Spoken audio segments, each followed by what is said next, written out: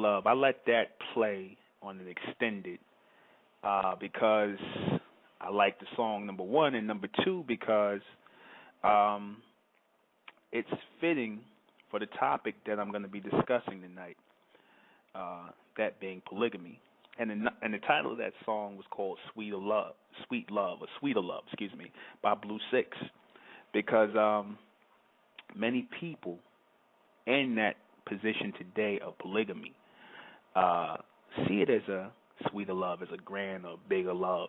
It was a show, matter of fact, that was on HBO called Big Love, where you had these people who, the premise of it was that they were Mormons in Utah, and this white guy has three wives, right? And, he's trying to keep it on the low about his three wives and the families and the extended family, and, he bought them all three houses and had them interconnected. They showed a well-to-do white man engaging in that sort of activity. So even this idea of polygamy is not just solely connected to the black man. A lot of men are thinking about this nowadays. Even the men who are engaging in,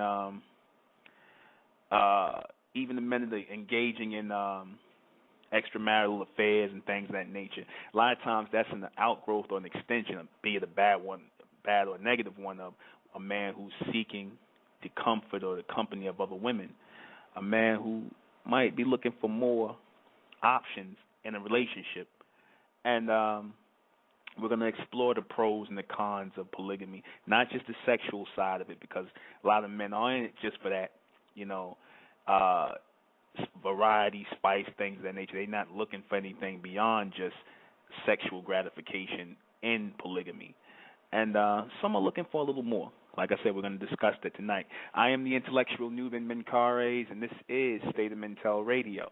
And tonight's topic is the reason why black men, the black men who do want polygamy, the reason behind why a lot of us do, or a lot of black men do want polygamy, because I can see the pros and cons of it.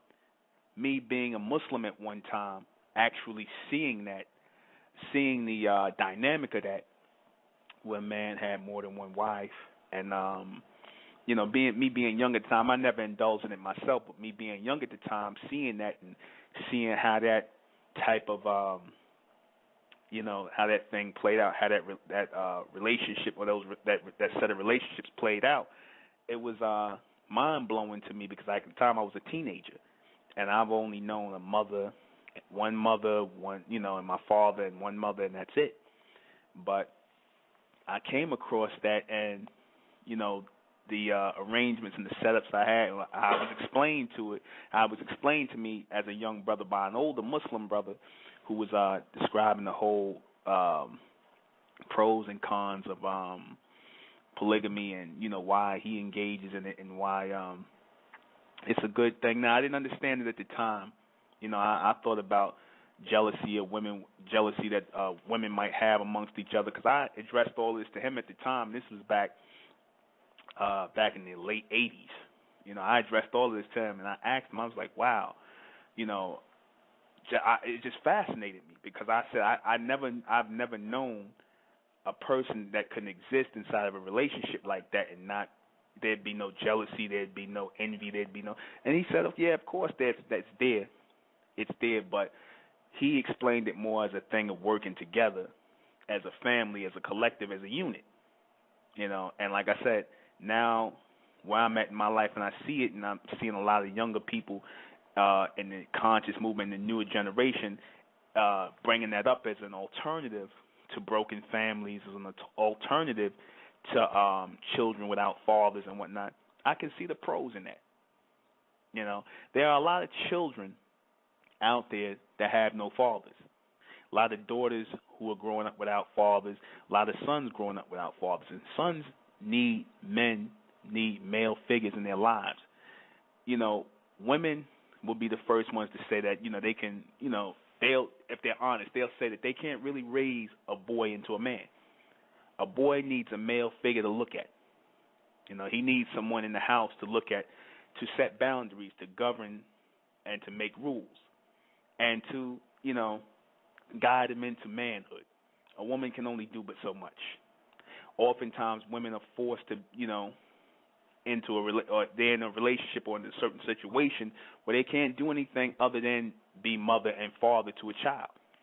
Oftentimes, a daughter needs a male figure around the house too, because that man that she sees her mother with is going to shape her perception of men. She's going to look at that man, if he's good to her mother, if he's good to his family, and 9 times out of 10, I mean, you always have your one exception where a woman go off and get a knucklehead or whatever, but 9 times out of 10, that what she sees in her household early on and the kind of interaction she sees with her mother and her father, or with any extended women and things like that, is going to feed into her relationship. So it does make a difference. It does factor in. A girl, because they always say a man has to be present to raise a son. He also has to be there to raise a daughter. Just as men at one time, if they were alone and, they should happen to be widowed, they would go out and find a woman, you understand, and they would get married and find a woman to be a mother to their daughter or a mother to their son. So that dynamic was, had to be there. We recognized that was a balance that was needed of man and woman together raising children. So here we are in the new millennium, fast forward, and we see a lot of black men out there today, or I should say black males. We see a lot of black males out here today that are not necessarily marriage material, not responsible. Well, that's what I mean by when I say not marriage material. Men who are not responsible. Men who won't stand up and take responsibility for a wife and a family, especially if one's made already, if there's a family already. Right?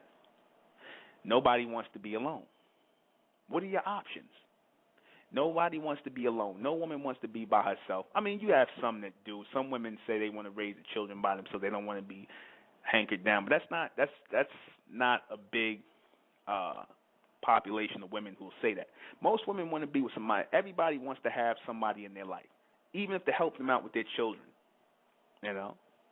And in needing that assistance, in needing that unit, that family, that structure, to protect, to come together, to give a bond to a family that's broken, women offhandedly search. Now, I said something to a few sisters who had children, because I told them, maybe polygamy might be ideal for your setup, of women who have children. Because like I said, we're going to keep it very real here on this show tonight.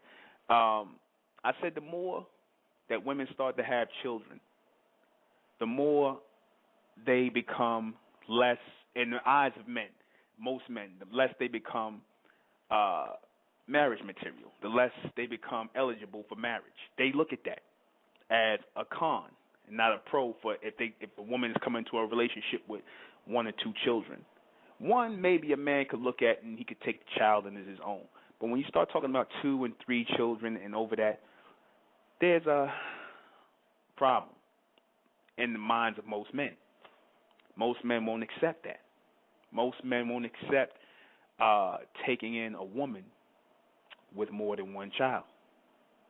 So then starts the idea that, he's taking care of another man's child, another man's children.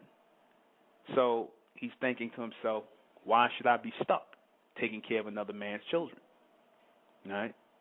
He's feeling as though this woman that he's taken on, she might not give him children because she's already had children from a previous relationship, and she might not want to put that wear and tear on her body. I'm just giving you the workings of a man who's engaging in polygamy and why it's hard for him to stay with a woman who might have more than have children from a previous relationship. These are the things that starts to get worked up in a man's head. He's thinking, I might want another woman. I might want to have children with her. I might just want to have one with this woman, but she might not want one. If I might decide I want more children, and a woman might not be ready mentally or physically to handle that. So he might, bring up the idea if he's brave enough, because most men are not even brave enough to even approach that idea of bringing another woman into a relationship. All right? So, if he asks that question, 9 times out of 10, it's not, solely for sex. Oftentimes it's for children. He wants to spread his seed. He wants to leave his bloodline there. I mean, he can make a connection with the children that you have already. But most men want to leave their seed, their bloodline here with them. And they'll raise the children all together. Now, will that make the man responsible? Will it take a lot of strain off of him to have to deal with the children from a past or a previous relationship? Yeah, I've seen it. I've actually seen it. Because, it's a step where he feels as though he has to accept something. And by you taking that step, women taking that step to accept another woman in, if you have that type of structure, he feels as though he's not the only one that's solely making a sacrifice. He's feeling, if he feels that he's just totally sacrificing himself alone, that he's going to accept a woman and her children, and not, where she's not willing to accept maybe another woman into the relationship, then he's feeling like, he's making all the sacrifices. And after a while, their relationship will sour. I'm just being real here. I'm just, I'm not leaning in either way. I'm just sitting on the fence here, and I'm talking about how I know men feel in that situation. Because most of the women I've seen that are engaged in polygamy have had children from previous relationships. And 9 times out of 10, they want fathers for their children. They want strong men. Let's be for real. There's not a lot of real black men out here today. There's not. You got a lot of black males. You got a bunch of males who are anatomically correct and they have penises, but it don't mean they're men. They ready to jump on top of you and they ready to screw everything, but it doesn't make them men. They're not going to take care of your children. They're not going to stay with you. They're going to run away from responsibility. And the few that will stay around, these are the things that they have in their head. Rarely will you find a man who will accept the children from a previous relationship unless he can bring his own children or bring children into a relationship and raise them together. It makes him feel more complete. Oftentimes you find men who want to get into these relationships simply for sexual gratification. Right? And that's at the base of a lot of men's minds who want to deal with having more than one woman and, the polygamy thing. It's just an outreach to, all kinds of sexual fantasies and threesomes and all kinds of things that go through the black man's mind. It's been bred in his mind here. All kinds of sexual outlets and, differences and all kinds of things because he becomes bored with regular sex. We live in an era where you got all kinds of pornography. You got sex running rampant everywhere. All kinds of sex is in the air. This society is sexually driven. So now it's pushed the black man's mindset up to, 9.0 on the sex meter and beyond. So he's looking for that outlet. It seems like in his mindset, one is not just enough anymore. He wants more. He wants variety. Now, you can blame that on this society, or you can look back in the past, in Egypt and Nubia and all different parts of Africa where black men and black women have traditionally practiced polygamy. Now, back then, it was more of a practical thing. It was just something they did. It was just something that we were, hold on to, a traditional thing, because even then, women outnumbered men. So no woman wanted to be alone. It was frowned upon for a woman to be alone in those ancient societies, that she should have a man, that she should have someone to protect her children, to be responsible for her children, to have a father figure in his life. There was no such thing as broken families back then. We didn't believe in that. There was always a mother and a father in that dynamic. Now we in this society, and they tell you you can have a broken family now. And we accepted that nonsense up until we started accepting that nonsense into the 50s and the 60s. You understand? But prior to that time, you didn't have too many. Our households didn't, weren't broken. Our fathers didn't have, run off all the time. You rarely you saw that in the households in the black households in the 30s and the 40s. The father was always dead. It was in the white household where the father go out for a pack of cigarettes or a carton of milk and don't come back. That came from them. And the black man picked the same thing up when he came up north. He started doing the same thing. But oftentimes the black man took care of his family. He might even had a woman on the side that he might have been laying down with, had other children with, and he would, if that woman said that woman passed away, I've heard this a lot in the South, that man would have those children that he had with other women come live with his family. Oftentimes the women in the South, they knew each other. They had an association with each other where they were sharing men. That's and it surprised me. It shocked me in the South because I had an older sister, tell me that. She said, we have a saying now. I think she was from South Carolina or North Carolina. She said, one man is for every woman. She said something to me along those lines. So they're not strangers to sharing men in the South. Extended families, people knowing each other. That goes back a long way in our culture.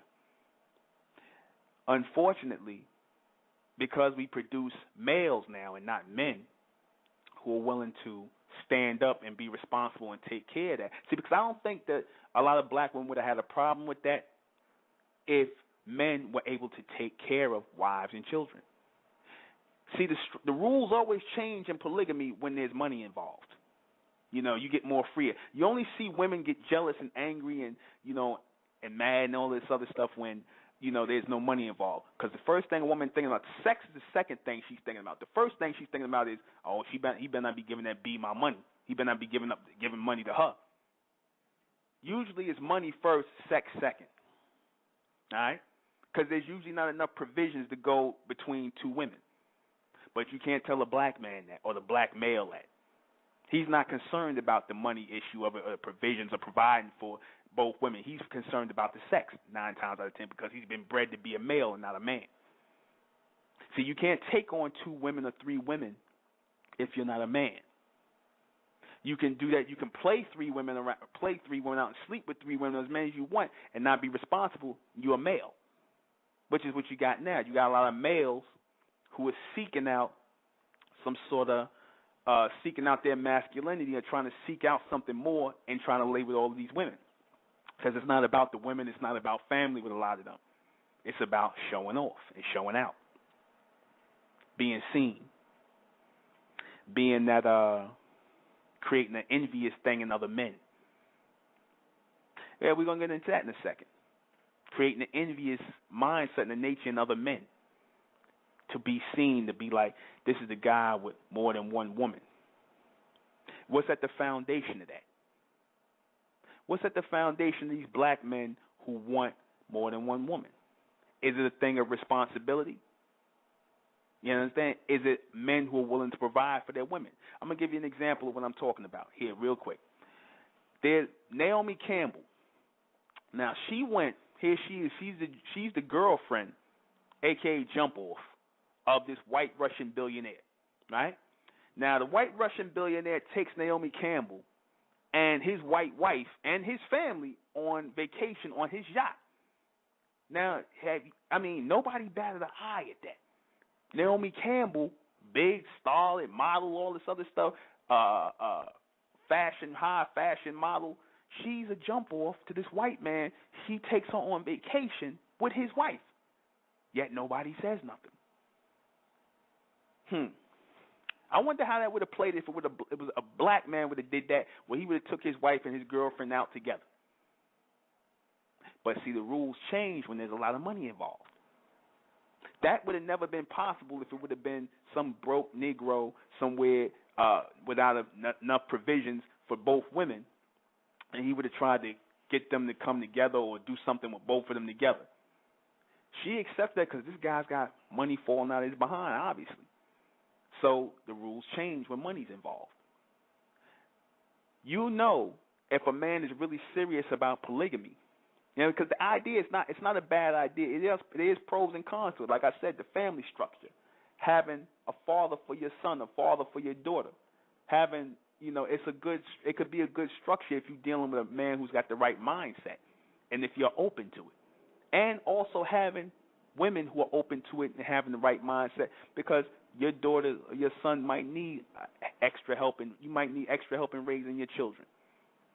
But the sure way to test a man who asks you that, and I always said this, is if he asks you to do polygamy, ask him what is his plan financially to support you and another wife, or a third wife that he wants all these wives, and what is his plan? Ask them, see, because a lot of these guys, I'm pretty sure in this conscious thing, they always talk about polygamy this and polygamy. That's the big thing amongst the so-called conscious today, talking about polygamy. Ask these niggas, what is your plan in supporting these women? Now, if they can't answer you, then you know what you're dealing with. If they can't say, if they talking about, well, you're going to have to work and you're going to have to work. No, nigga.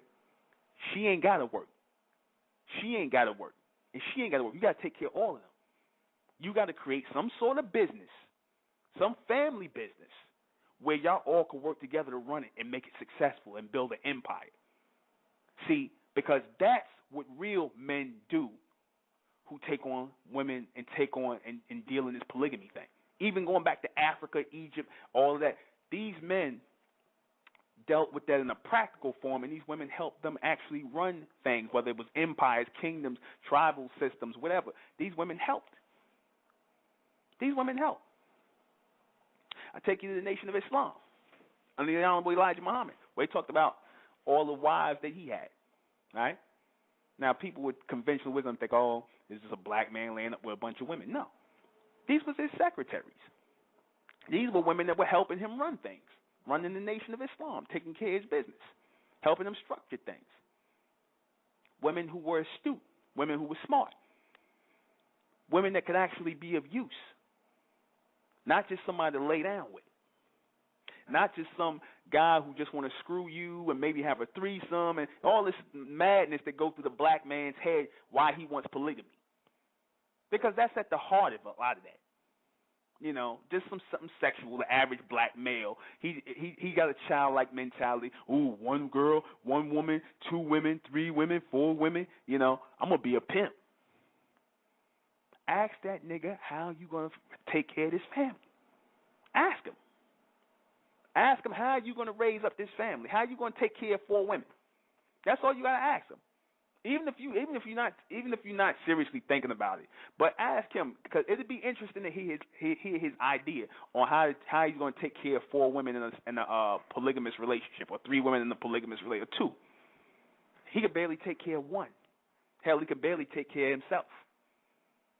So he's willing to watch out, because the average black male, he is willing to mess up your life, your children's life, asking you to come into a relationship like that, because 9 times out of 10, if he's asking a woman like that who has children already, he knows that, her odds of getting a man and getting married is getting slim, because she got children. The average black man is not going to be with a woman who has 1 and 2 children. He's not. Over 2 children, he's not going to want to be with you. And I was always honest. That's being honest.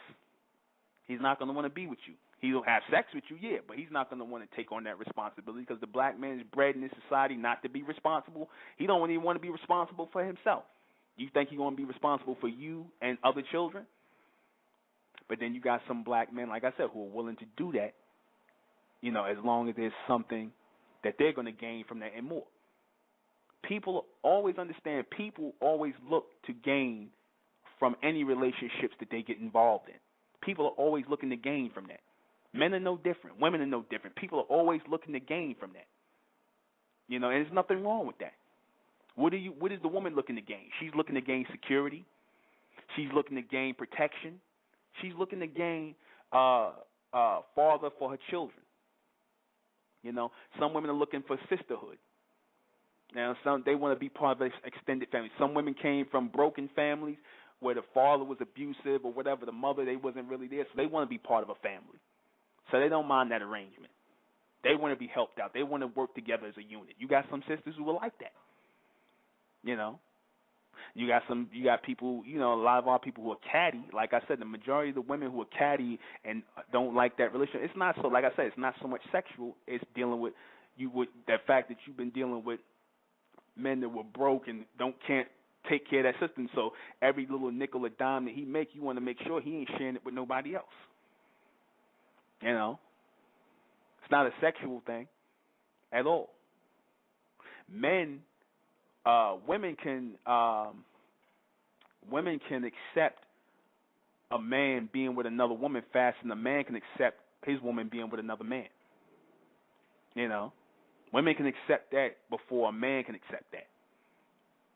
You know, a man, like I said, it's hard for him to accept it. That's why that goes back into the whole thing of a man accepting a woman with other children, because not along with the fact that you carried another man's seed, he's also thinking that another man has known you carnally like that. He's been in you. He's been with you like that, in you like that. He knows that. He thinks about that. All these things play in his mind. All of these things. You know, we break it down to the common denominator. All these things play in a man's mind. These things are all a part of his memory. All these things are, you can't wipe that clean. That's why, if you notice, whenever a woman gets with a man and she has children already, she makes sure, a lot of times, she has a child right away with that man, the new man she's with, to establish a bond, to establish a connection with that man. So she knows, because she knows that the man is not going to feel a real connection with with the children she had previously. She makes sure she has a child with him, a new child with him right away, or he demands that she have a child with him right away to form that bond, to have their bloodlines mix. Sure, he can be a father to them just enough to raise them up in a household amongst his children, and eventually he'll look at them all the same equally. But if you cannot do that, if the woman cannot bear children, if she cannot bring another child into the world and whatnot, and this is what he wants, or she's only willing to bring one and he might want more, that's what that was useful for. You had a lot of women in Africa, and even in the old biblical stories, who couldn't conceive children, and they had husbands, and they went out and found wives for their husbands, other wives for their husbands to have children with. But that wife still stayed, or she might have only been able to have one child. But she wanted her husband to have more children. She wanted the family to grow bigger, because it wasn't about just her and that child. She wanted the bloodline to grow bigger, because she saw herself as part of a unit. It wasn't just her and him and our kids and that's it. She saw herself as part of something bigger. That's what the whole idea of community comes from. You understand? That's what the whole idea of community comes from. Most of the men who engage in these things and are able to carry these things for years, as far as with polygamy and things like that, most of those guys who can do that and support a family and make sure nobody's going without anything, those are real men who can do that. I say that polygamy is for real men if they can do that. You know, I say, you know, it's a good system, because our people do well with systems. We don't do well as individuals. Our people don't do well as individuals. You look at our people right now. You look even at this thing that's going on where they're talking about this boy Trayvon. Now, I don't know if this boy had a father in his life. I don't know. You know, I'm just assuming that he didn't, because most black kids, you know, who are out in the world, young black males who are out here in the world today, who get, you know, caught up in certain things, you know, they don't have black fathers in their life. They raised by their mothers. You know, it's not good enough a lot of times to have just an uncle there or a cousin, somebody. You need a father in your life, a man who's around you 24 hours a day, you know, to show you how to be a man, how to take care of yourself in the world. I'm sure, I don't know, maybe this young man didn't have that. Maybe he didn't understand community. Obviously, he wasn't part of a real community, because if he was part of a real community or a real strong, solid family, it wouldn't have been no need for no marching. It wouldn't have been no need for no Al Sharpton to come out talking that madness. They would have been at George Zimmerman's goddamn door. You understand? In the still of the night, they would have been at his door, and you wouldn't have heard nothing about George Zimmerman anymore. You know, that's what a real family does. a real community, a real group of people.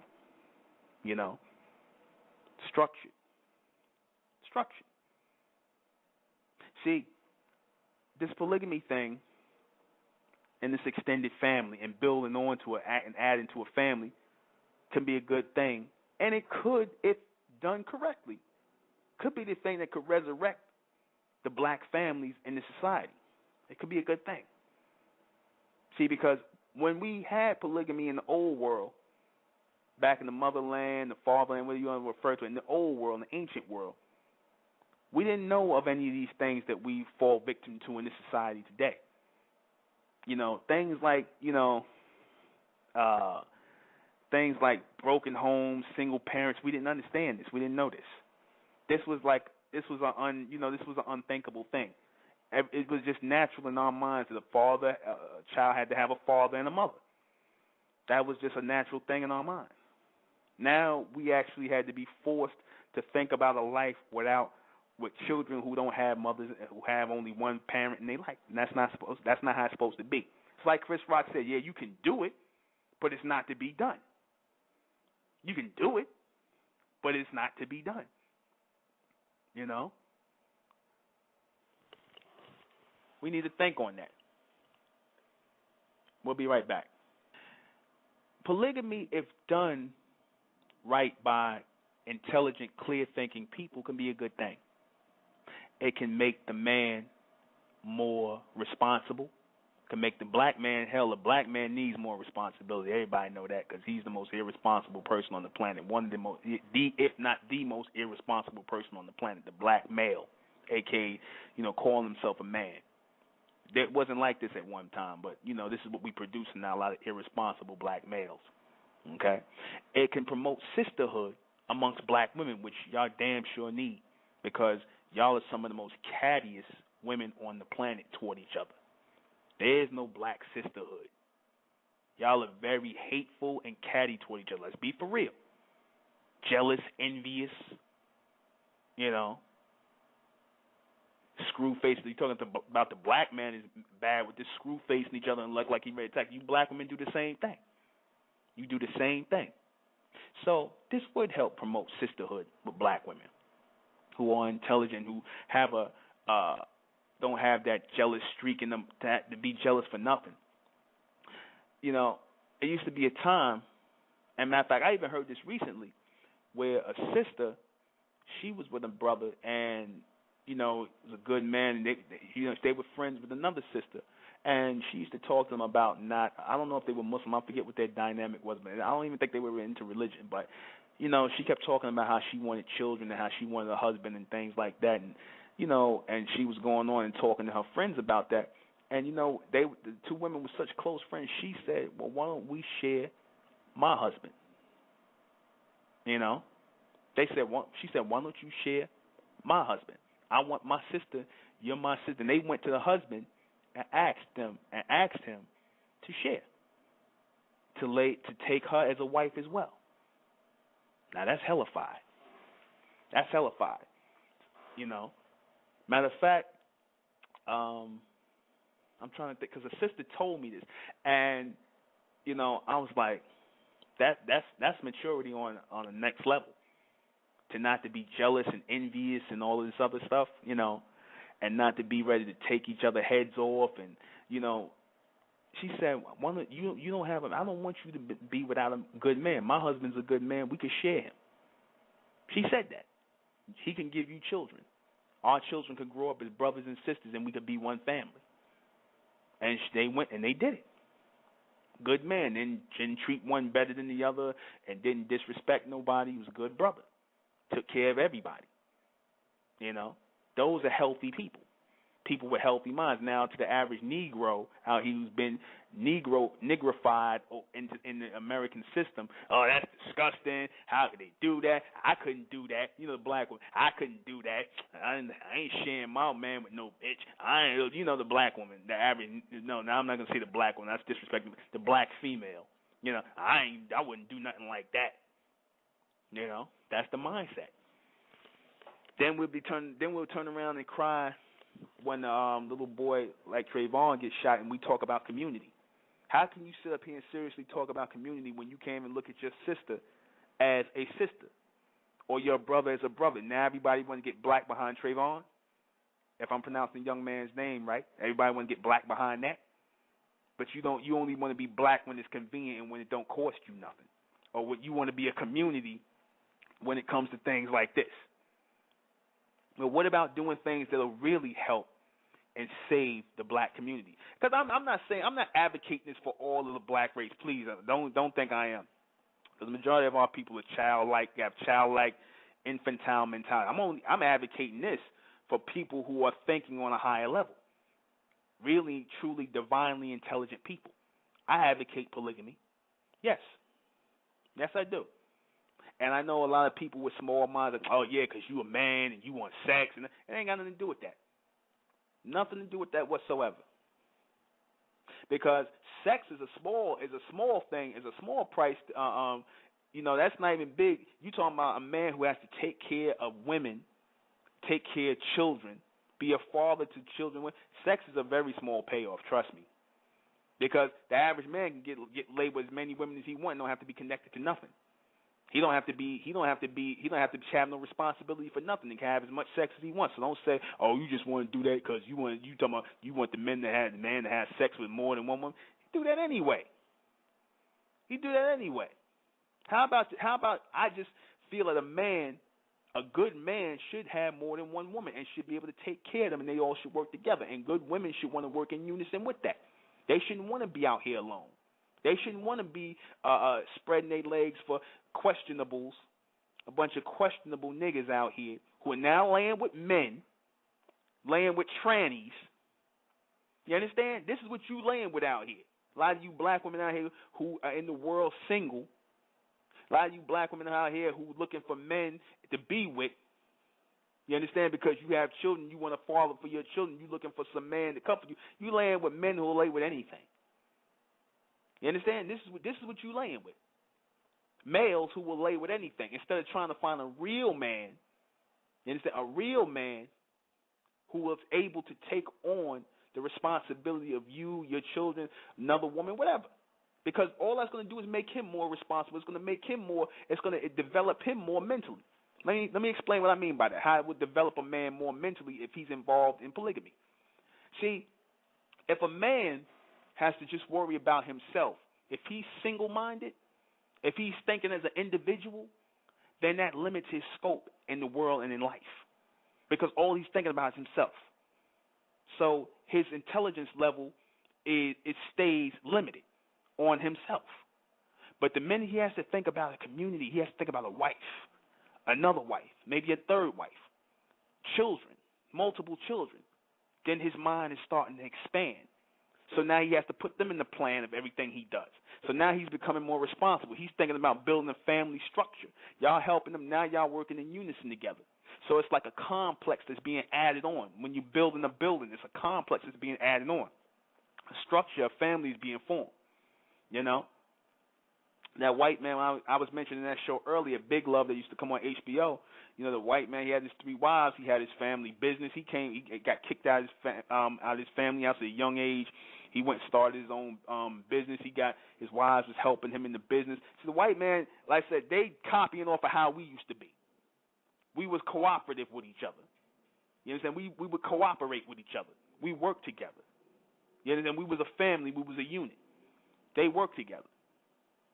The white woman in the show, she said, "Yeah, I wanted Bill to have the guy's character name was Bill." He said, "I got another wife for Bill because I wanted him to have more children because I couldn't have any more. And, you know, we had 2 children, and I couldn't have any more. And I wanted him to have more children and things like that. So she wanted to expand the family. You know, it made him more focused. It made him a better businessman. It made him independent because he had to feed all those mouths. He didn't have a job. He didn't have a 401k. He created his own business. You understand? The man became successful. He became a senator in the show. And it was a good story. It was a good story.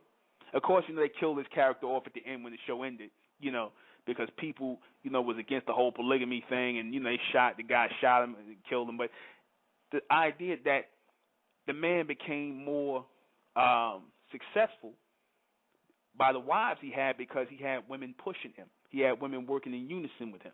They all work together as a unit. So you can't, some of our people are intelligent enough, they'll do that. So I recommend polygamy for the intelligent ones of our people. For those of our people who are narrow-minded, who jealous, who got childlike mentalities, I don't recommend polygamy for you. Hell, I don't even recommend, you shouldn't even have children. I don't even recommend children for you, or real serious relationships. I don't even recommend that for you, because your mind don't work on a higher level like that. You don't think beyond just you and your kids and things like that. You don't think about community. I could see that happening in the community setting. Dr. York, when he did the Islamic community back in Brooklyn, they worked like that, where you had men with more than one wife. But that whole thing was a setup where, you had men taking care of families. Men took care of families. Men were more responsible. You had women working together and pushing each other, and it was a sisterhood and a brotherhood there beyond just sex. Because I'm not gonna front. I thought about it. Every man do. You think about this.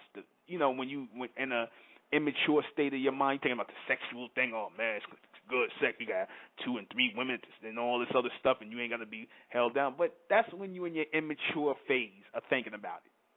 Once you see the bigger picture beyond the sex stuff, how long sex lasts? About an hour, 2 hours? Good. You know what I mean? Then you got to get up and you got to raise a family. You got to get up and raise a family. You got to get up and do things in the world. You got to make provisions for your family. You understand? You got to get up and do that. So it's not easy, just to sit up here and just make it a sexual thing. Even though some of our people the black man got a childlike mentality, where most of them do. Most of the black men, they got this pimp and hoe mentality. They want more women because they still got that pimp hoe mentality. And there's certain individuals who walk around flaunting wives and stuff like that, and they'll do this, they'll sit around here and flaunt their wives and things like that, because most of the time the black man wants to make other black men envious and jealous. He wants to show off, like to play his ball. You see that in the pimp thing, where you got the men coming out there with a bunch of women. Yeah, these my wives, and I got some wives. And still got that childlike mentality. The nigga want to flaunt his wives like a pimp flaunt his hoes. It's the same mindset with a lot of these black males who talk about they want polygamy, especially in the conscious community. It's the same thing. You know how you know that? Because they can't. You look at how the upkeep on everybody. See if he's taking care of those women. You understand? Find out what that real stuff is, since he's flaunting it. I mean, for the brothers who keep that up, the brothers who being real men, because you might start off being a nigga about it and being a male, but you might end up, actually becoming a man out of it. I've seen that happen, but I wouldn't take a chance with that. If you women are thinking about polygamy, you should go. If you're going to think about that, get involved with a man who actually has a plan for the future, who actually can see the future. Lay down and make children with men who you'll be, after you get up, you'll be proud to call them your husband. You'll be proud to say that's the father of my children. Don't lay down with men just because they look good, or because he got this stamina, this, that, and the third, or he could pull the women. Yeah. You got 1,000 Negroes that could do that. Pick a man who's able to take care of a family, be responsible, can see the future, can see you in the future, can see your children in the future, can see more children in the future, who wants the responsibility. You got men out here who want that responsibility, and y'all won't give them a chance. You got men out here who actually want that. When you do find men out there that want that responsibility, get with that man. You understand? Get with him.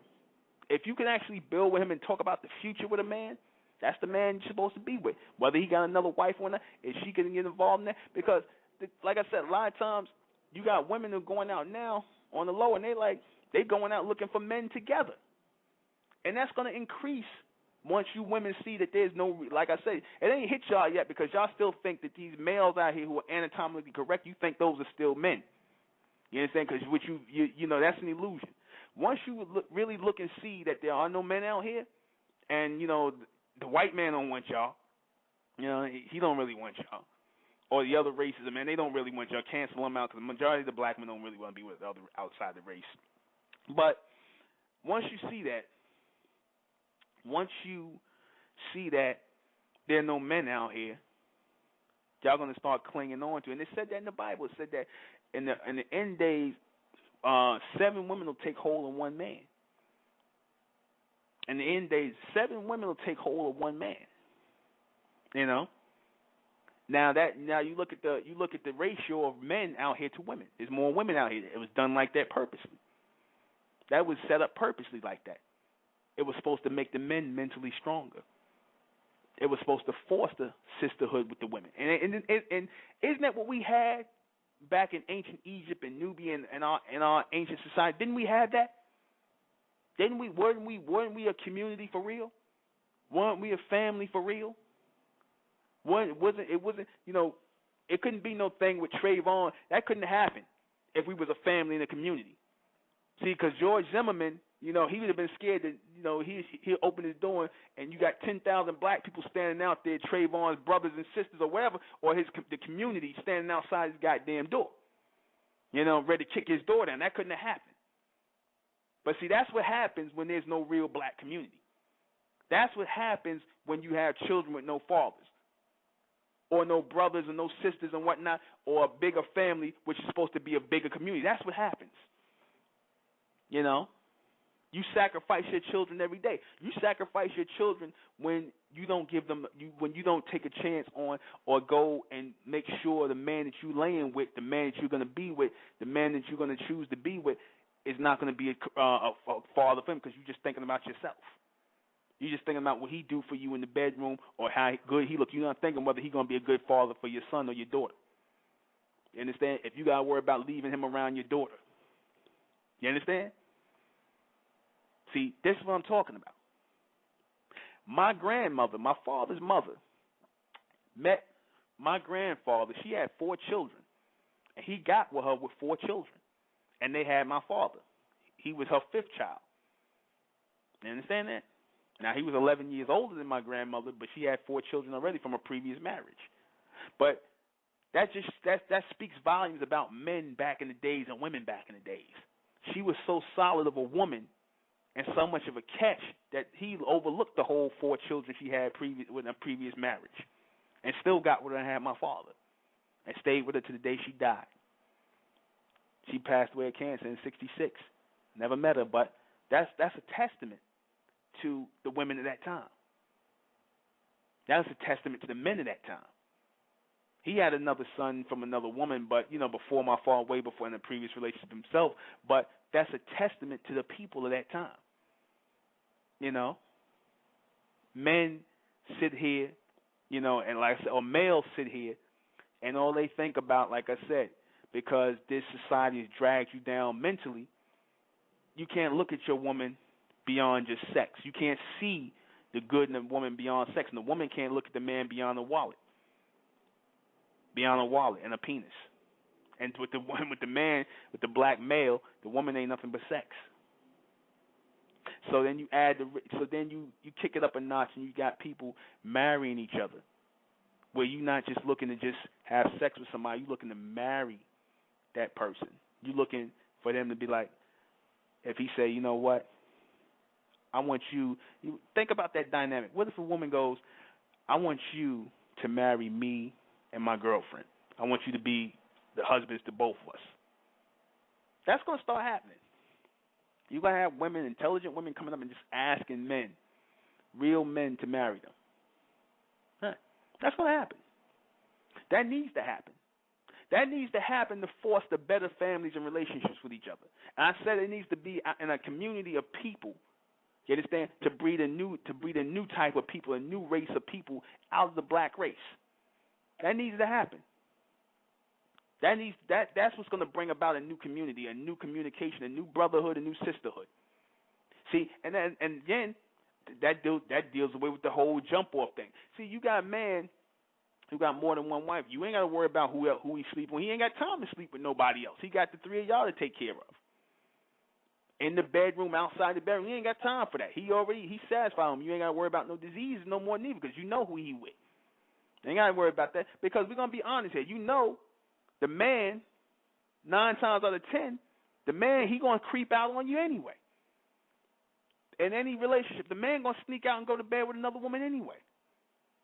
You know, he'll have a woman somewhere on the other side, somewhere on the side. He'll have that because that's his longing to be in another relationship with another woman. That's his longing, and he lives that out. Even in this society, where they frown upon polygamy, right? Even in this society, where they frown upon it, but then they'll show you the white man who got the mistress on the side. That's a marriage within itself because he has a relationship with that woman. He's giving her money 9 times out of 10.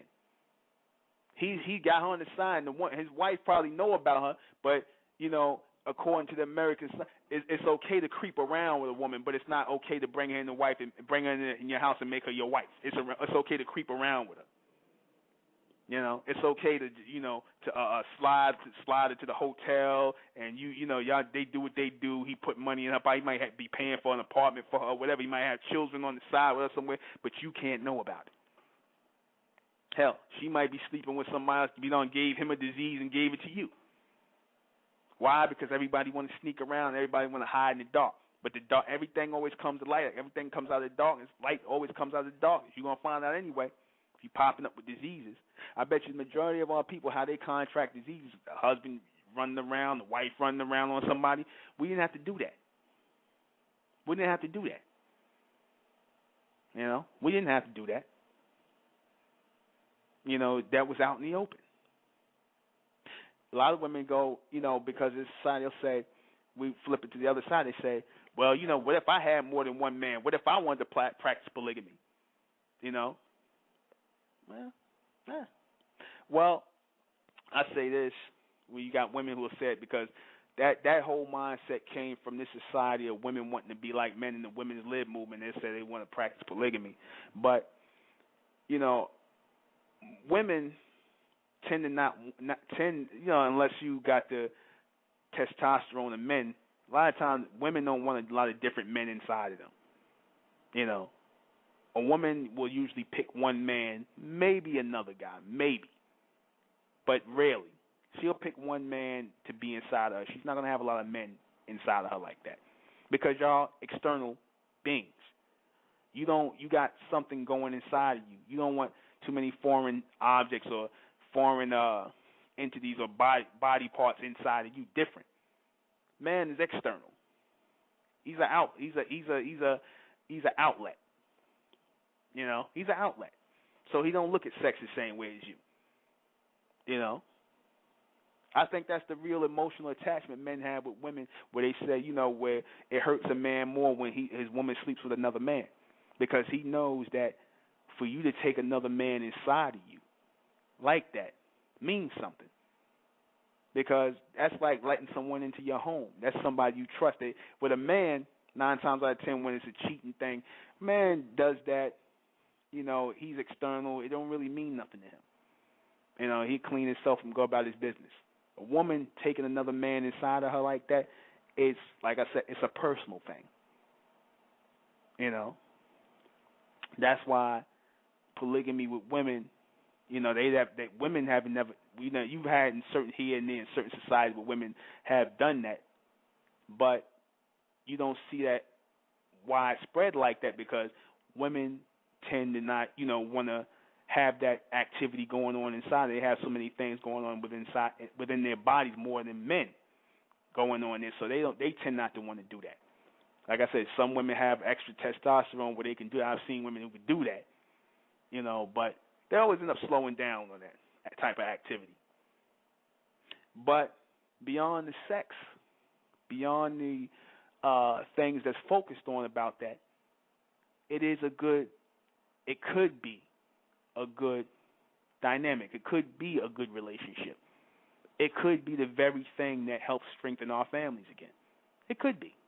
If you got intelligent, serious people who are involved in that relationship. If you got really serious and intelligent people involved in that.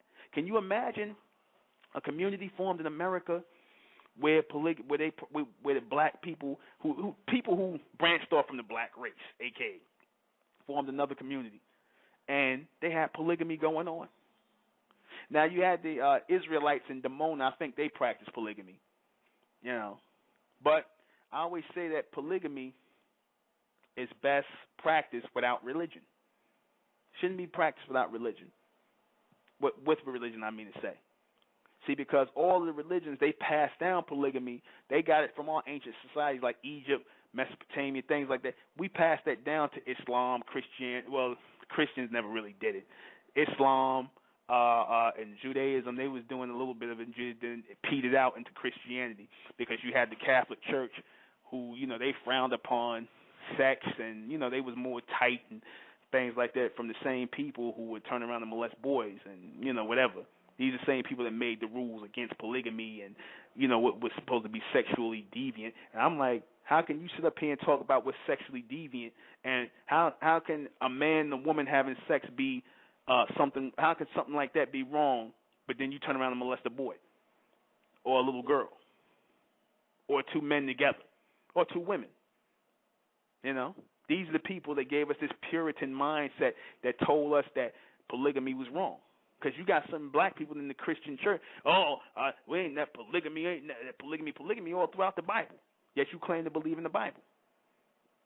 Polygamy is all throughout the Bible. Oh, well, they only did that for a certain time. Now it's just one man, one woman. Says who?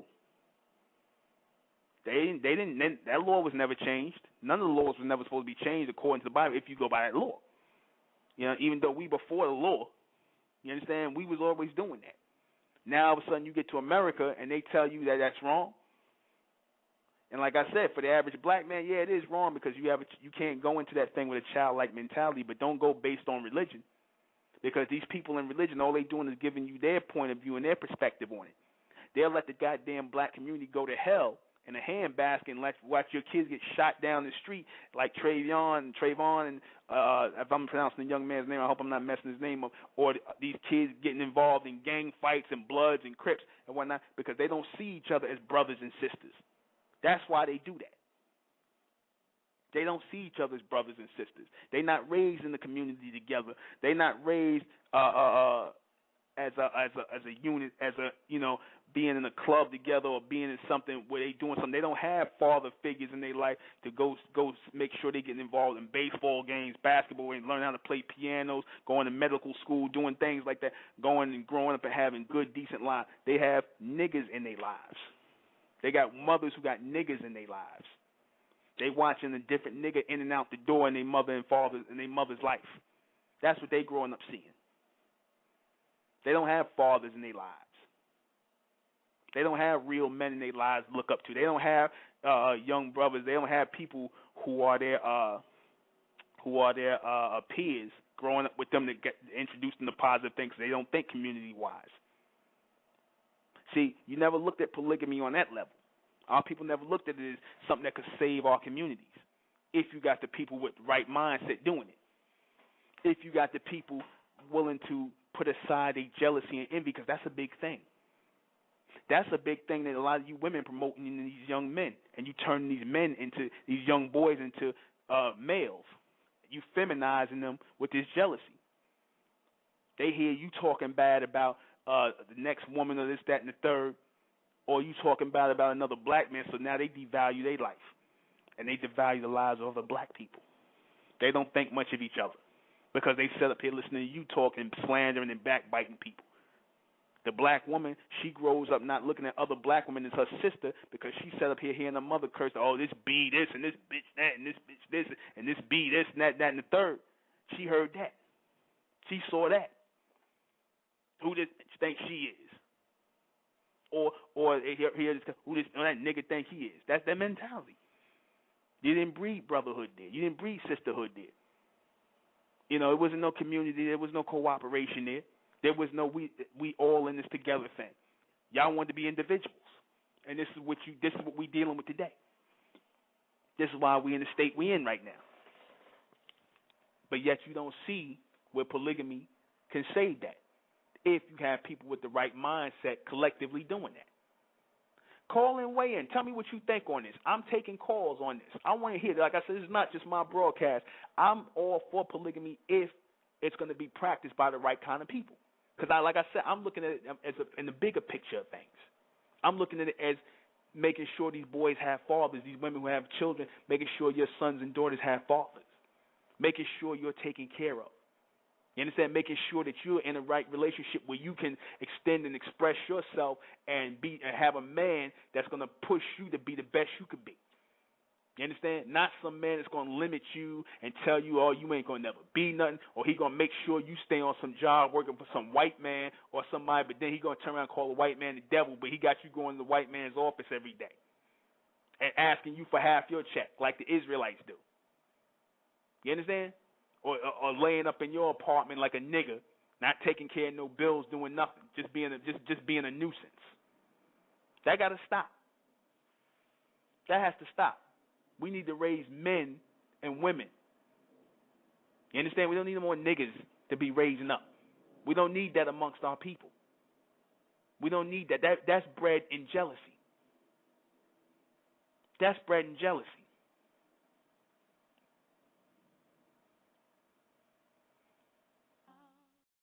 See, the problem with a lot of black men who want to practice polygamy today is that they want to practice it through religion. They either want to practice it through Islam or some Israelite thing. And the problem with religion is, in polygamy, is that it's usually misogynistic type of thing. You know, they go on by how the Arabs, do with their women. That's the black man's role model, the damn Arabs. The pale Arabs. That's the black man. Even you Moors. That's how you go on by polygamy and what you want to do, because you want to have the woman. You want to have the woman barefoot and pregnant or laying up and getting a check or whatever, and you out here pimping and trying to get more women. A lot of you black males that want to engage in it. Mostly you want to do it because you following some religion. You following Islam or Judaism. You know what I mean? Or Judea or the Israelite thing. You don't want to have it where your woman is equal with you and that y'all actually doing it as a business thing and, y'all trying to come up together, everybody trying to come up and raise up something together. No, you want to be, I'm the man and I'm ahead of everybody and y'all behind me and, ain't no we all coming up together. Like I said in that show Big Love, the white man, he had to show you how this is. The white man, if you look at the picture, that poster for Big Love, look at how that's done. I just realized that. He had his 3 wives. They were all holding hands, and they was right there with him. They wasn't behind him. They wasn't, on the side of him. And all. They was right there holding hands with him like a chain together and all together, standing side by side. If you're gonna do, and that's how we was in Egypt. You look at, there's a picture I posted up. I believe that's Menkare. The Pharaoh Menkare, he has one wife on one side and a wife on the other side, not behind him, not on the side of him, and not look on smaller, built in smaller statues to be smaller than him, right beside him. See, making decisions right with him, partners, not you is my woman and on some caveman crap that you got from some Arabs in Islam. They funky beards and whatnot telling you, and they rolled over feet telling you about how to treat women. These same maniacs will blow a woman's brains out or throw acid in her face. What the hell kind of coward this is this? These are the people you call your brothers. These are the men that you taking cues on about polygamy. Are you serious? These madmen, these goddamn lunatics. These are the people that you black men are sitting up here taking lessons on polygamy from. Why? Because you've been out of contact with polygamy so long. They're listening to the Arabs now, or the Israelites. They sitting up here cursing black women out in the street, and you want to sit up here and listen to them about how to treat women. No, it should be done by men who have healthy minds, men who are intelligent and responsible. That's who polygamy should be for, and women who are the same way. Not no females who they don't have a sisterhood, a sisterhood in her body. She want to hate on the next woman because maybe the sister might be a little prettier or whatever the case. No other nonsense. I don't like her. She ain't gonna be with my man and this, that, and the third. That's my man and this, that, and the third. Like he a goddamn Ken doll or something. That's how you sound. You sound like children. The whole thing is to raise a better people. The whole thing is to raise a better community. That's the future. Hell, your son, like I said, it would make him, like I said, you can find a good man out here who's strong like that. You should want to be like, you know what? You should be like, you know what? I want I want this man. I want this man to father a child by my friend. I want him to be a father in my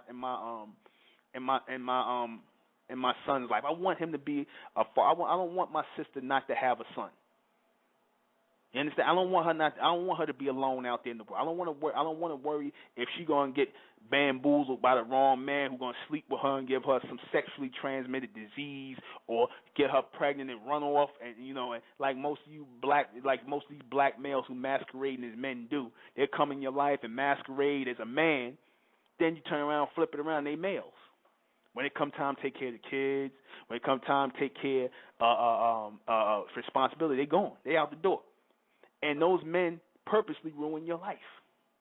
They purposely ruin your life. They go and get you pregnant because they know 9 times out of 10, no other man, once you lay down with a man and get pregnant by him, no other men, not too many men are gonna want you after that. Your chances get slim and few in between to find another man. We being real here. Especially once you start with the second child and the third and all that other stuff, your chances get slim and far, it just gets slim to none that you're going to find a man that's going to take on that responsibility. When you could have did that, and you could have, like I said, if you would have found the right relationship with the right man, got to know people and talk to people, if you wanted a family and things like that, and you wanted to be a part of a union like that, get to know people and be involved in something like that. You understand? That's the community. That's the family. That's the inner family. 718, you're on the air, 718. Hey, what's up, Dennis? Mr. Menjaz. Menjaz, what's going on? My favorite brother, what's going on? Everything's good, man. Yeah, man, this is a real good show about the polygamy today. And, like you said, the Arabs, man, they the wrong person to take lessons from because they treat their women horrible. And, a lot of black men agree with a lot of stuff they do. Yeah, well, that's the Islam thing. That's the religion thing. That's why I said we're going to form a new community just without the religion. We don't need the religion. The religion, that's man-made. We need God's intelligence. The intelligence of God will balance out the woman and man. They will balance them out and make them equal again. We need that God knowledge in our life. Because a lot of these men walk around, they come out, the woman should be in their place, but they don't understand that they pushing the woman back by doing that. And the black woman is not made like that. They think the black woman is like every other woman. The black woman should be outspoken. Yeah. They want them to be quiet and, not say anything, basically. Yeah, well, like I said, that's why like I said in the why I talked about how a lot of these black men, they want robot wives. They want women who just basically, just cater to them, and they don't want women who speak up and try to be heard and whatnot, because obviously the woman was given a brain and a voice to be heard and to be seen, and the right context of what you're trying to do. Y'all supposed to be working together, but they only, like I said, they want to engage. A lot of times, the black man want to engage in polygamy because of some misogynistic thing of control and all about controlling the woman and and she's barefoot and pregnant, shut up and get in the back and talking and down somebody. You ain't got to do that. That's not necessary. That's not necessary. You don't have to engage in that type of thing. It don't have to be no type of thing where it's a jealousy thing. Yes, it don't have to be no thing. That's a childlike mentality. Like I said, these are the people. Like I said, you're dealing with people who are mentally ill. Anybody would throw acid in a woman's face because she don't want to be with you no more, or you want to shoot somebody in the face or kill somebody or burn somebody. That's what these Arabs do. And this is what the black man, these are the black men running the Mecca to go and do and sit up around these people and do. These are the people that they taking relationship advice from, or how to treat women. Exactly. You understand? So like I said, if you take on the mentality of a sick person, you're going to be sick, and your relationships are going to be sick. And then the Arabs are definitely sick. Yeah, and that's why you see in the black man, like I said, you see our relationships are sick here in America because we came amongst the white man and their relationships was sick. They was the ones that, like I said, they was leaving their women first and going out. The man go out and get a quart of milk from the store, and then he don't come back. They want to try to pin it on the black man. Is that wasn't what we was doing first? We got that from them once we moved to these cities, and the black man and the black man saw the white man leaving his family and just going off and doing that. So you start seeing the black man doing the same thing, abandoning his responsibilities and just leaving his woman. Right, exactly. Because we basically our people learn how to be niggas from them. Because the same thing, like about the jail rape, it was all white people, and gradually it turned into black people. Yeah, so it was the black man. They was copying off of the Irish, the Italians, got involved in the gangsterism and all that stuff. So really, our people learn how to be niggas from them. Exactly. That's why I said Americans and turned black people into niggas here. You know, that everything you see in the majority of a lot of the attitude and mentality you see here. I'm not saying our people's angels before they got. Don't get me wrong, but I'm saying that irresponsible nigga mentality came from the people that was here already on these shores that came here from different countries that went in the ghettos first and made the ghetto what the ghetto is. You know what I'm saying? They got that from them. These people were leaving their families. These people was committing crimes in the street, smoking opium, which became dope, and heroin and weed and everything else, which you see in these black people going to jail, raping people in jail. All that came from your Irish and your Italians and all that came from them, and the blacks picked that up from them in jail because the prison rate started to change in the 50s. In the 60s and things like that, then you start seeing the black man trying to emulate the white man, even down to the damn process in his hair where you start perming the black man perming his goddamn hair. Looking like trying to look like looking weird as hell when he was doing it. But like I said, the black man just start following things. Trying to be right. Yeah, he ain't been in his right mind for the last 6,000 years.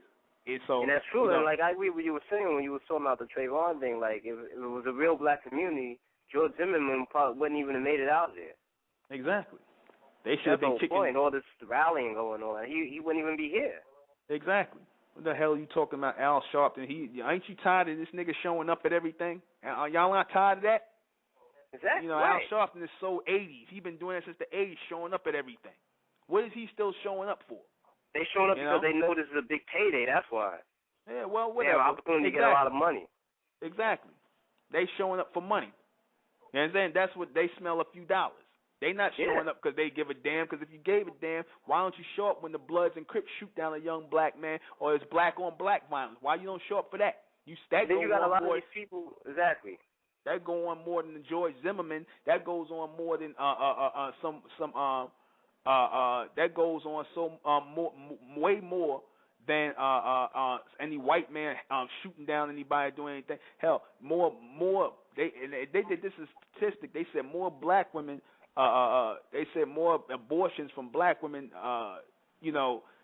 Killing babies and stuff like that. And the abortion rate is way more than white men killed black people, hung black people off trees, all that stuff, or black on black crime, all that. So why isn't our people? Why isn't our people upset about that? Why are they not upset when it's a black on black thing? It's a test too, because I was looking at CNN earlier, and they showing now this is a show too. You got the so-called new Black Panthers talking about they got a $100,000 bounty or some crap for the capture of Zimmerman. All this is a show, man. I hear them talking. He's talking about, oh yeah, they said you want to bring out racial tension. He said, oh yeah, we don't care. And then they talking about, oh, black power this. These are the same guys that, man, they'll stab you in the back. These guys can't be trusted. The old Black Panthers, we see what they did. A lot of them snitched out on each other. So, what makes people think they could trust the Black Panthers? Well, here's the thing. How much they said the bounty was?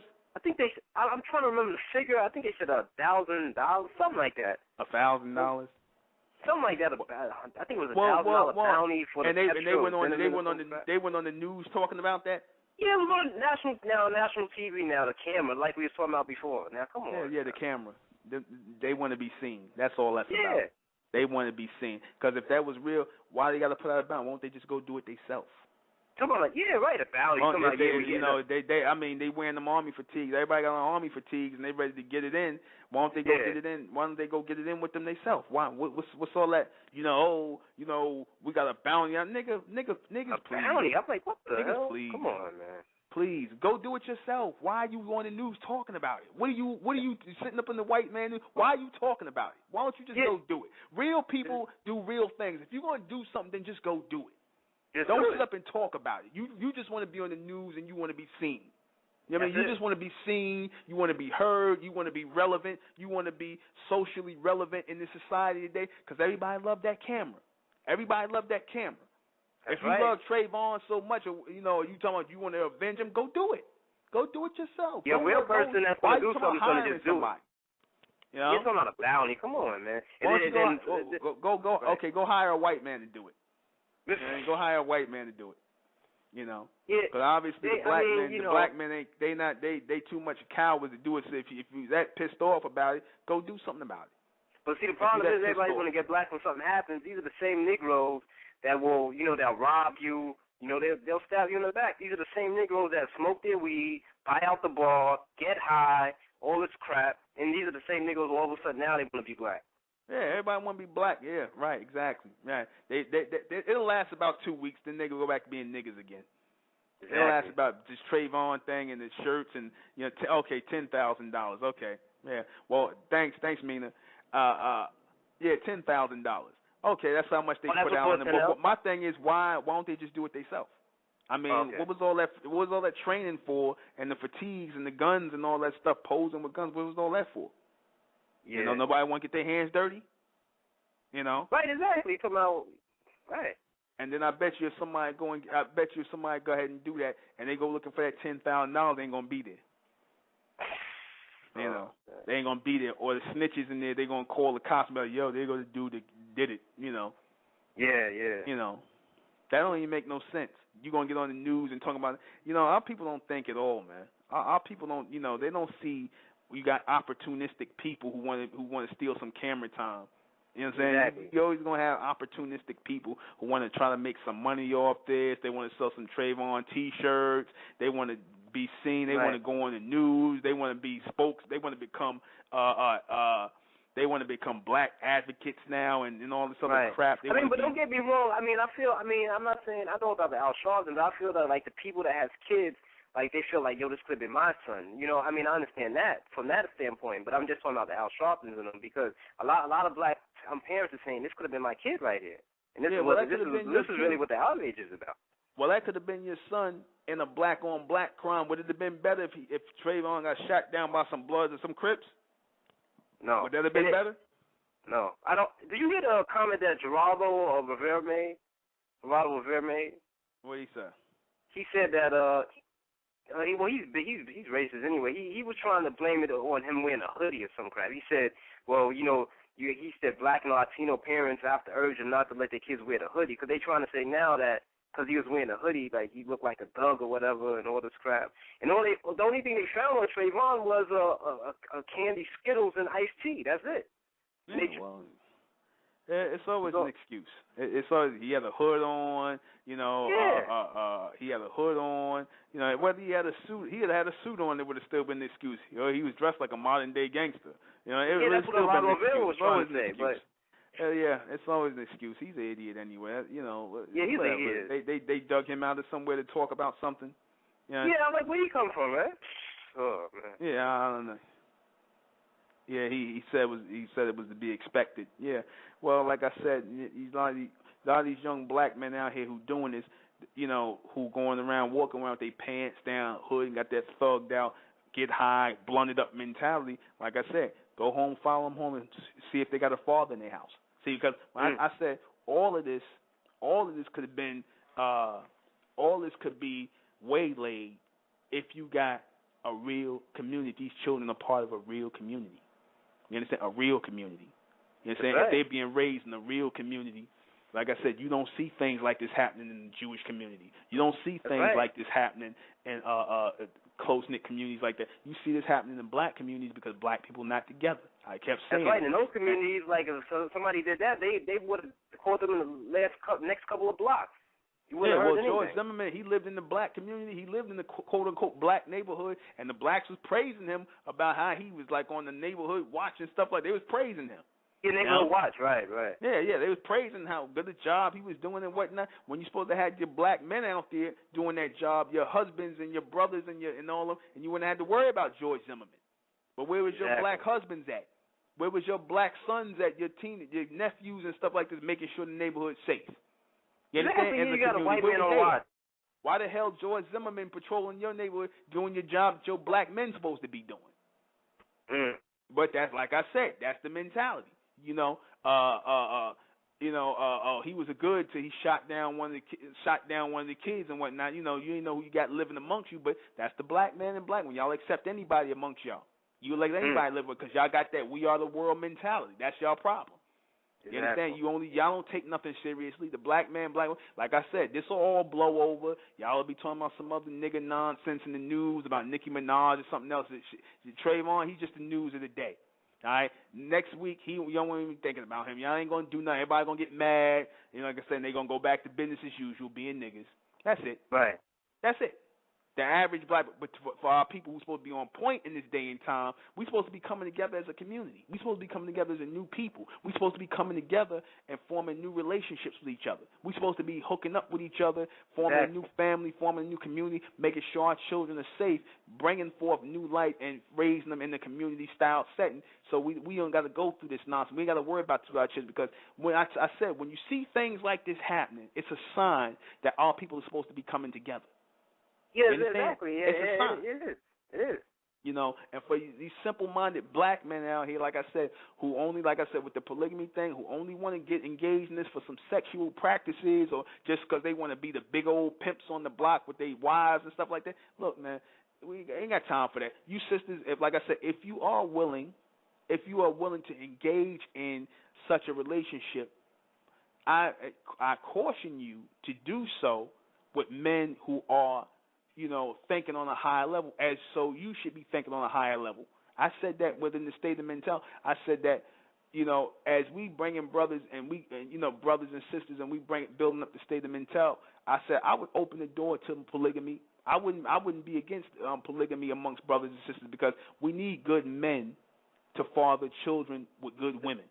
Exactly, because it makes sense, because like you said, there's more women than men, so, and it's not enough, like they always say, there's not enough good men out there. So the most logical thing to do is that, to have a man for a few wives. I mean, what else could happen? Exactly. Let these men, this is how you black women want to raise these black males into men. Like I said, put the idea of polygamy in their face, see what they do with it. Throw it in his face, see what he do with it. See if he can stand up to it. Because I said the men we making over in the state of mental, they're going to stand up as men. We're going to open that door in the state of mental to polygamy. Right. You understand? Because then that means the man got to stand up. He got to come with a plan. He got to be a thinker. He got to think on his feet in order to take care of you and another woman and whatnot, and another sister, if that's what he wants. He got to stand up on his feet. He got to stand up to this. That's how you make men. You women have the ability to make men. You understand? You women have the ability to make men. And it makes a lot more sense even now, because like we was talking about the ancestors back in the days when there was a shortage of men, they had to do it. Well, there's a shortage of men right now too. Exactly. The man, by nature, like I said, he has a strong sexual drive. And we just speaking on the sexual side of it for a second. I'm not getting all into it because, like I said, it's beyond just sex. I don't want the people that listen to this show for the last 2 hours to think, oh, now it's about sex. No, it's not just about sex. I'm just talking about the sexual side of it. Men have very strong sex drives. You understand? And after a while, it will decrease.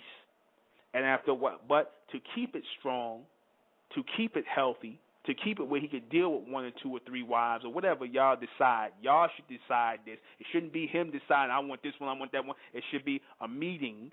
It should be talking about and discussing before you bring another woman into the family. If y'all going to do that, a good candidate, y'all should suggest that. How would she work into the finances? What can she be in charge of? This is what you should be talking about. The protection of the children. You understand? The provisions. This is what should be talked about. But what I'm saying, sexually, a man has a strong drive. And oftentimes, it decreases as the woman, as the women drive decreases, men start to decrease as well. In order to increase it, you understand? Sometimes the man will go out and seek out other women. He shouldn't have to do that. His mind should be sharp. His body should be sharp. You should all be keeping him like a well-oiled machine. You understand? He should be like in a good state, healthy, mentally healthy, and physically healthy. You understand? In all departments and functioning. That man should be like a machine. You know, and I'm damn near. He should be like a machine. I got into it with my ex one time where I told her, I said, you know, I brought up the thing on polygamy. We talked about that, right? And I said I would want to take a sister with children. And she said, why? I said, I don't have anything, because we didn't have any children. I said, I would take a sister with maybe 1 or 2 children because I would want those children to have a father as well. And I was serious. Right. I was dead serious. I wanted those children to have a father as well. I don't want them to miss out. I want to be able to go to their be at their baseball games, football games, that they have a father in their life. Because father means one who is taken care of. Anybody can make a baby and lay down and make a baby. A father is one who gets up and takes care of the children, makes sure that they are provided for, makes sure that they don't want for nothing. See, I came from a mother and father where even though they were struggling through hard times, I know the dynamic. I didn't come from a single parent household. I came from a household with a father and mother. Even though we lived in the projects, I came from a family with a mother and a father. So all I understood was that dynamic. I didn't understand not having a mother and father, not being in a single parent relationship, being a part of a single parent thing. So I said I wouldn't do that with any child, any woman. I said if I had one wife who was, we didn't have any children and we were going to have children, I would take on a woman who had children. If she bonded with the sister, I would do that. It wouldn't be I want a bunch of women with no children. I wouldn't do that. I wouldn't deprive a brother who had no children of with that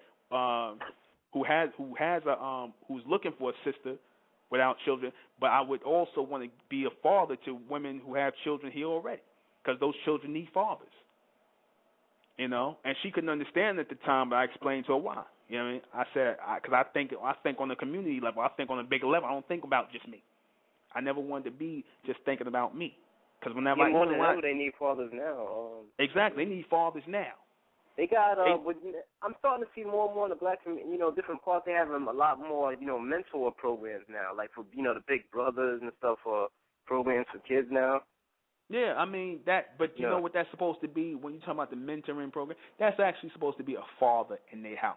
That's like that's really what it's supposed to be. But right. That's not good enough. The woman needs not just a father for the children. The woman needs a man in her bed at night, right, and in her life, in her heart, somebody that she can feel equal to and whole with. She needs that in her life. A woman needs companionship. Man needs companionship. You understand? Exactly. That she don't need somebody she could just take her kids and drop them off at. Because now in the mentoring thing, like with a lot of these black females, like they do with the damn school system ain't nothing but a place for them to drop their kids off, a babysitting service. And that's all it is. That's all it is. It's a babysitting service. So now the mentoring program is now a babysitting service as well. So we don't need that. These women need real men in their lives. They need real children, real fathers for their children.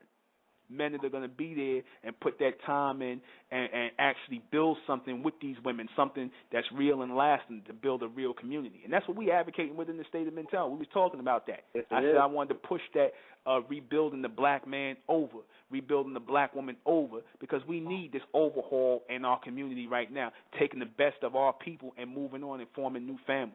Because that's see, when things like that happen with your George Zimmermans and things like that, when things like that go on, that's a sign that some of our people better wake up and rise up out of this madness, because our people are going to just sit there and not do a damn thing. They're going to sit up on TV and make all kind of stupid nonsense, talk all kind of stupid nonsense about putting out bounties on people, all kind of madness. And where the hell they dig up the Black Panthers from? I mean, I would say that the media is looking for something like that. Looking to shoot some stuff like that. Mhm. So they could turn the focus into something else, basically. Mhm. Exactly. That's what it looked like to me. Because they talking about him, and now they talking about this about what they want to build up a race war now or something. Who knows? Well, they've been trying to do that for years anyway. Oh man, forget them Negroes. They ain't talking about nothing. They just running their mouth. Them niggas want to be seen. That's all. It's just a bunch of nonsense. Yeah. Women need husbands, children need fathers. That's it.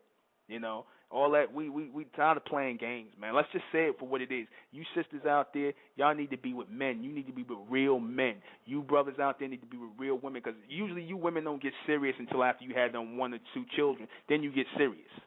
You know what I mean? Y'all playing games all up into that time. You laying up with everybody. You playing games. It's all a sexual game. But then when it come time when you depriving your children of a real father, you depriving yourself of a real husband, a real man. That's true. That, you know, this is what you're doing. You're turning out children that are going to be in the streets doing whatever. You know. Right.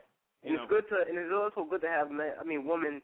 Like, it's good for both, because like, it's good to have women that, you know, the men could, you know, they could motivate the man to be better, and also can motivate the woman to be better as well. That's what I was saying. It's very few men that can motivate a damn thing. The average black man can't even motivate a damn light bulb to turn on. He can't even turn on a damn light bulb in the mindset he got. He's so messed up. You know, this is all about real people. This is all about adult men who are, you know, men who are going to be strong and be family men to raise up children and have women, you know what I'm saying, and take care of these families and put this thing together and make this thing right. Because we the only ones, the intelligent ones of our people, are the only ones that are going to fix this problem within our community. Don't look for the white man to do it. Don't look for no goddamn civil rights movement. Don't look for no Panthers on TV talking about some $10,000 bounty nonsense. Like, we could fix our problems. That's right. You understand? Ain't going to be no money that's going to fix the problem. Like I said, it starts right now if our people are serious. But see, our people think everything is a joke. You understand? Like I said. Yeah, they do. This kid, Trayvon, like I said, it's just a sign of the times of things, like I said, that are going to get worse.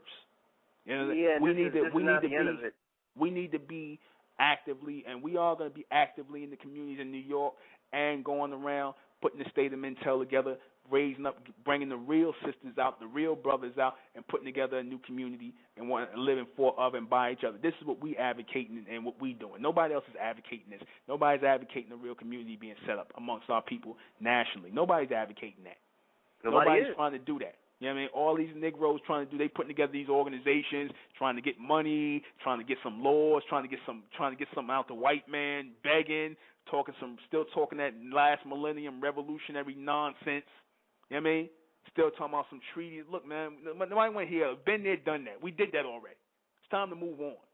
The white man ain't giving you nothing. He ain't giving you nothing from no treaties. Stop with the nonsense, man. We done with that. We got to fix our families.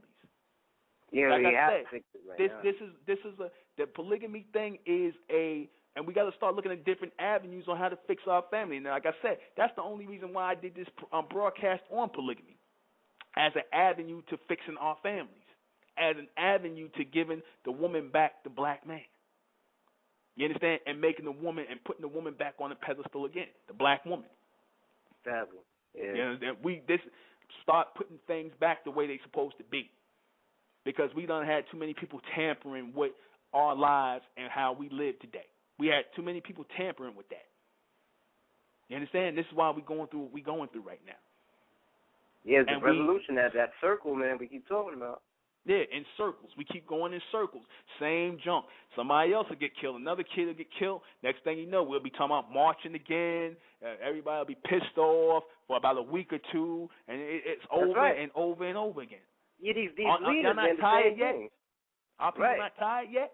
These same leaders, even Dr. Sebi said the same thing when he proved that he had the cure for AIDS and cured everything. These same Uncle Tom leaders denied it. They didn't tell the black community, the black man curing people with diseases and stuff like that, because they wasn't interested in that. Because their agenda is interested in just making money about issues. That's it. Well, like I said, it all plays around into the part of creating a better family, creating a better community, bringing our people back together. This is a viable thing that we can do if you got people who are on the right level with this mentally. If we're not doing this from religion, if we're not doing this from a perspective, doing polygamy from the perspective of religion, consciousness, or any of this other nonsense that these Negroes involved in, but we're doing it from a point of intelligence, a foundation of intelligence, like we build in the state of Mentel. We're doing it as intelligent men and intelligent women. You understand? Then it can work. Exactly. Then it can work.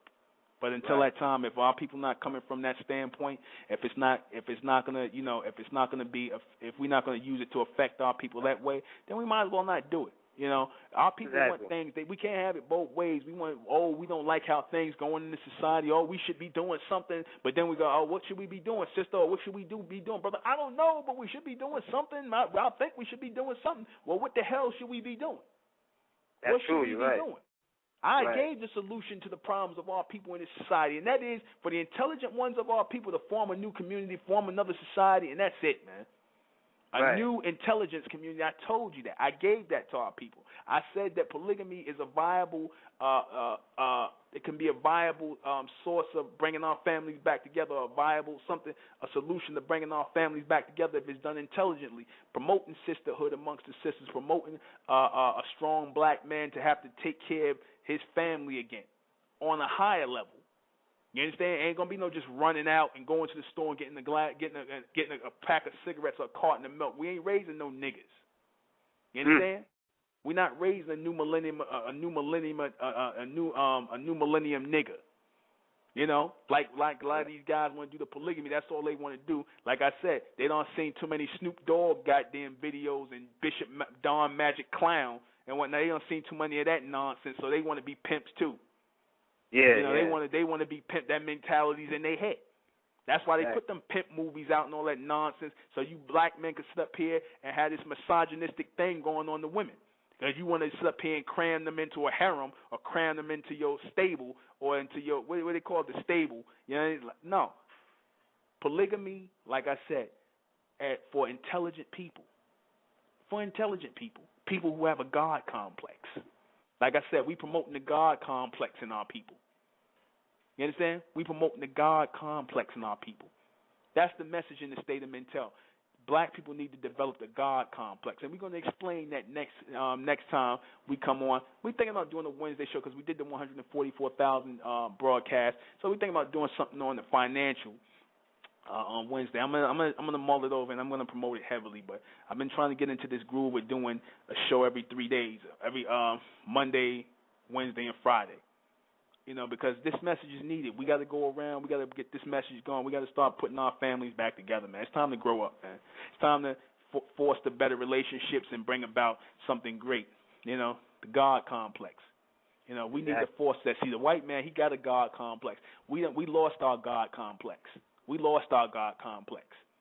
You understand? The white man, like I said, that's why he makes shows like Big Love and whatnot, copying off of our lifestyle, where he walking hand in hand with his 3 wives, and they walking into the future and building for themselves. And the black man, he want to have this pimp hole mentality from back in the 80s, some old stupid nigga nonsense about him having a stable of women, a stable of hoes, or whatever. That's the mindset he's going into it with. Wrong answer.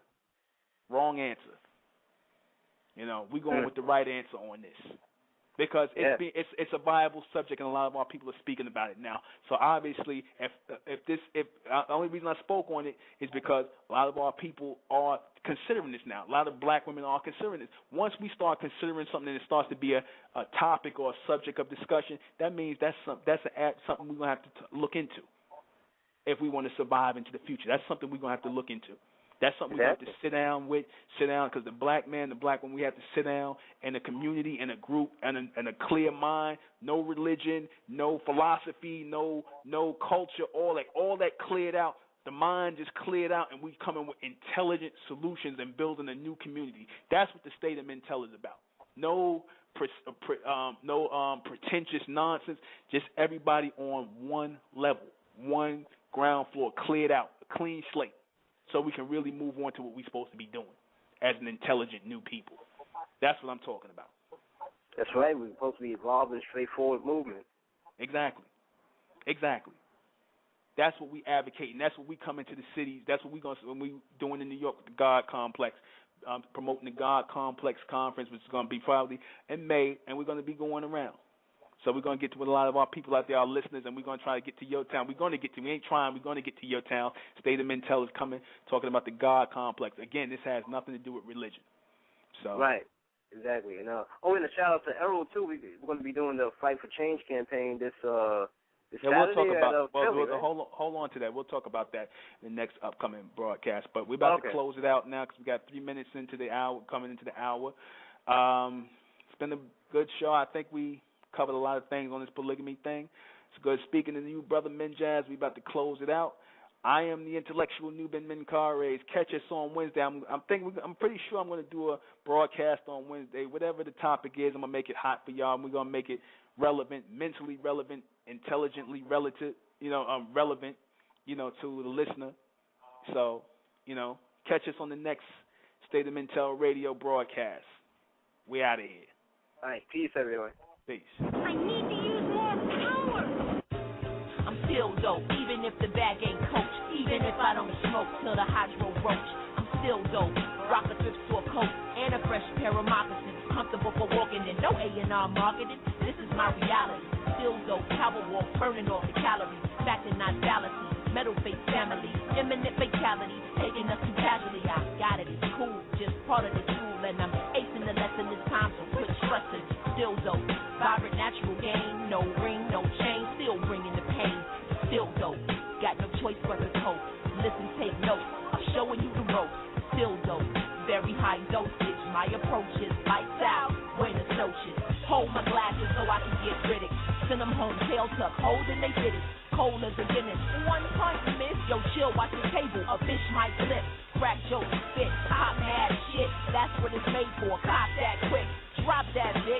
Butterfingers, oopsies. By the way, you're publishing for Jordans and a Lucy. The old 1-2C, solo not groupie. All over they ass like sweats by Juicy. Cats and puss like Sagwa and Morris. Stay spitting lines, there is no chorus. Deploying the troublesome, sleeping bubblegum, that's a double dumb. Hum if you feel where I'm coming from. Do it to your lips and then you gotta go for it. I stay moving forward, I may be there courage. Knick-knack, paddywhack, fuck your critics. This time on the grind when it comes to the finish. Conquer the end, dishes like Sid Blow. Not an info, Empress official. She rock mics, you wait to exhale. She rock shows like DMC, rock Adele. She rock shells, manicure nails, rock for every bell with a slip to inhale. Holding she own cone of homegrown shrubbery. Won't go hungry, the flow too lovely. Leaving grills tinted on the sous vide rented. Classic is vintage and politics all tinted, raw business. Like how the wifeys get hit it, authentic. The track is so loved, I'm all in it, all quit it. Of course I'm inclined to shine, did it. Line for line with it, climbing infinite. Tú no sabes, yo soy una bien mala madre. Confident aren't we?